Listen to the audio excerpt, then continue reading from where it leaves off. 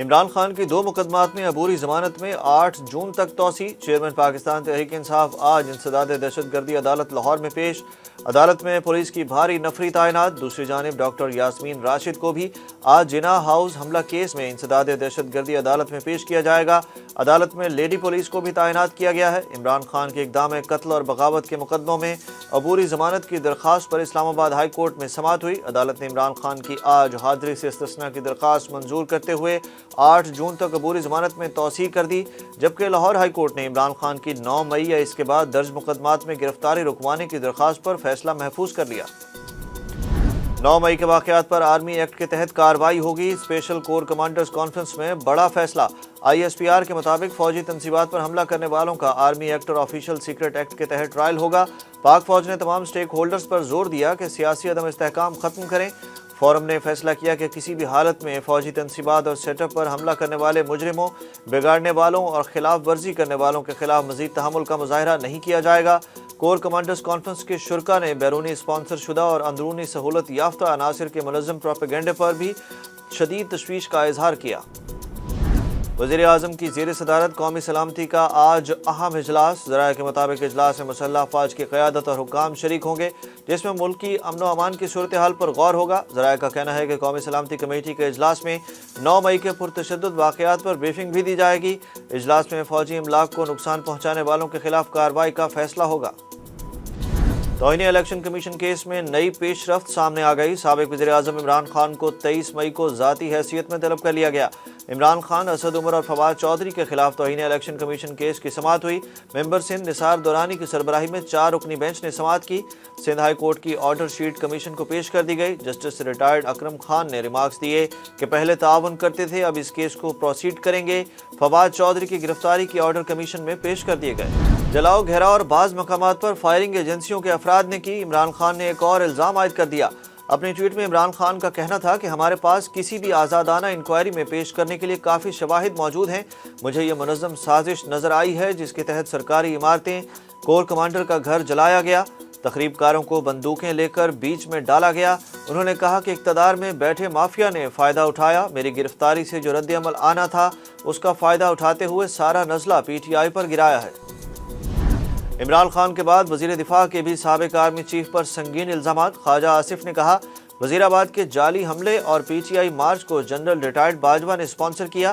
نجی T V programme میں خواجہ آصف کا کہنا تھا کہ 9 مئی واقعات پر آرمی ایکٹ کے تحت مقدمہ چلانے کا بھی فیصلہ نہیں ہوا، مگر آرمی ایکٹ بھی پاکستان کا ہی قانون ہے۔ انہوں نے عمران خان سے سوال کیا کہ کیا یاسمین راشد ایجنسیوں کی کارندہ ہیں جو کور کمانڈر کے گھر پر حملے کے لیے اکسا رہی تھیں؟ کیا عمران خان کا سگا بھانجا ایجنسیوں کا ایجنٹ ہے جو ڈنڈے پر فوجی وردی لہرا رہا تھا؟ عمران خان کو 10 سال قید میں ڈالنے کا منصوبہ نہیں، ان کے لیے 10 دن کی قید ہی بہت ہے۔ آپ کو دیکھ کر خوشی ہوئی، ہر کسی کو کہتا ہوں، چیف جسٹس نے اپنے ریمارکس کی وضاحت کر دی۔ Chief justice supreme court justice Umar Ata Bandial نے ایک سول مقدمے کی سماعت کے دوران ریمارکس دیتے ہوئے کہا کہ مجھے گڈ ٹو سی یو کہنے پر تنقید کا نشانہ بنایا گیا۔ چیف جسٹس نے وکیل اصغر سبزواری سے مکالمہ کرتے ہوئے کہا کہ آپ کو دیکھ کر خوشی ہوئی، ایک وقت کے بعد آپ میری عدالت میں آئے ہیں، میں ہر ایک کو احترام دیتا ہوں۔ چیف جسٹس نے اپنے ریمارکس میں مزید کہا کہ ادب و اخلاق تو سب کے لیے ضروری ہے، ادب و اخلاق کے بغیر مزہ نہیں ہے۔ مولانا فضل الرحمان نے چیف جسٹس پاکستان کو آڑے ہاتھوں لیا۔ دھرنے سے خطاب میں بولے چیف جسٹس اور ان کا ٹولہ عدالت کی توہین کر رہا ہے۔ 1 مہینے میں آپ نے عدلیہ کا کتنا مس کنڈکٹ کیا؟ آپ سوچتے ہو وزیر اعظم کی نااہلی کا فیصلہ دیں گے؟ حکومت پر ناجائز ہاتھ ڈالنے کی کوشش کی تو ایوان اور وزیر اعظم کا تحفظ کریں گے، پھر تمہیں پریشانی ہوگی، آپ کے لیے اپنا تحفظ بھی مشکل ہوگا۔